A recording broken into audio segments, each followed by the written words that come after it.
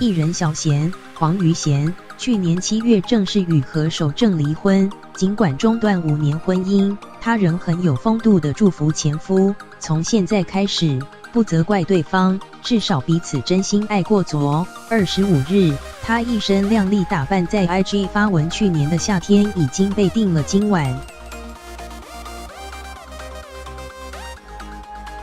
让不少粉丝好奇是否有了新对象。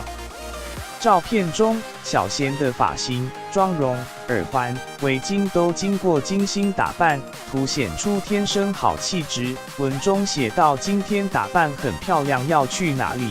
已经被定了今晚”等字句，也引起粉丝之间不小的讨论。过一阵子后，小贤在 W 饭店打卡，写下今天的搭档 Ken 哥。原来他受邀担任企业尾牙主持人，以一袭银灰色无袖礼服入境。巧合的是，25日刚好是阿 Ken 生日，小贤在 IG 限时动态和他同框，并清唱生日快乐歌，让阿 Ken 害羞地说：“没想到我今年的礼物就是小贤啊。”小贤听了开玩笑说：“你有想过我的感受吗？”阿 Ken 挑了挑眉说：“礼物是不能有感受的，礼物最重要的是要让人接受。”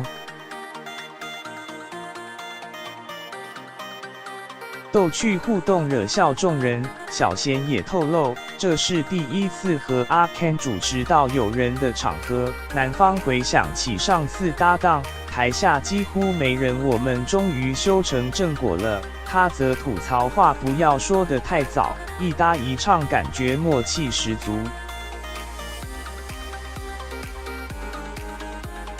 实习编辑斜线郑雨辰